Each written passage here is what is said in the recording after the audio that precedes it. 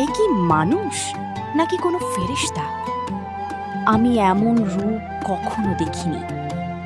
তার দিকে তাকালে মনে হয় দুনিয়ার সব সৌন্দর্য একসাথে জড়ো হয়েছে। এই সৌন্দর্য শুধু চোখে লাগে না, হৃদয়কে কাঁপিয়ে দেয়। এটা কোনো সাধারণ মানুষ না, এ এক অপূর্ব নিদর্শন। এটা মিশর শুধু একটা দেশ নয়, এটা এক সাম্রাজ্য। এখানে প্রতিটি প্রাচীর শক্তির কথা বলে, প্রতিটি দরজা ক্ষমতার পাহারা দেয়।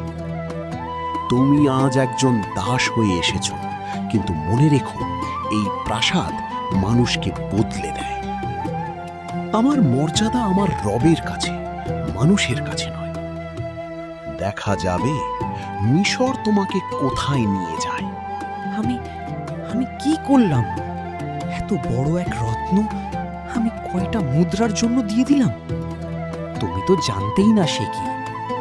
না, কিন্তু তার চোখে ছিল কিছু যা আমি বুঝেও বুঝিনি। হে আল্লাহ, আমি কি আমার ভাগ্যের দরজাটাই বন্ধ করে দিলাম? সবকিছুই আল্লাহর ইচ্ছায় হয়। তবু এই ফুলের ভার আমি সারা জীবন বইব। বল, তোমরা কি আমার ইউসুফকে নিয়ে গিয়েছিলে?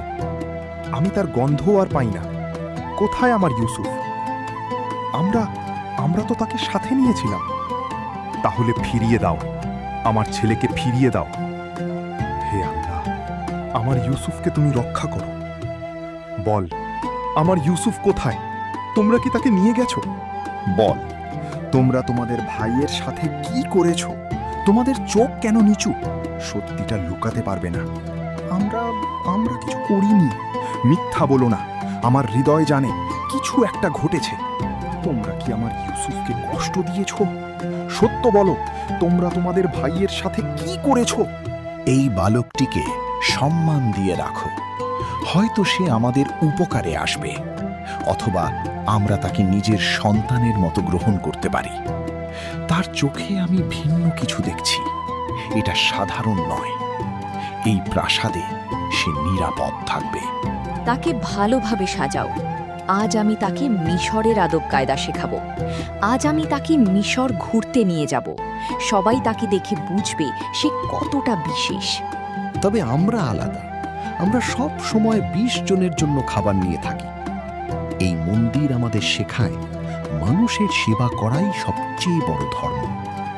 নাকি শুধু তোমরা খায় আর দিন দিন শুধু মোটা হচ্ছ?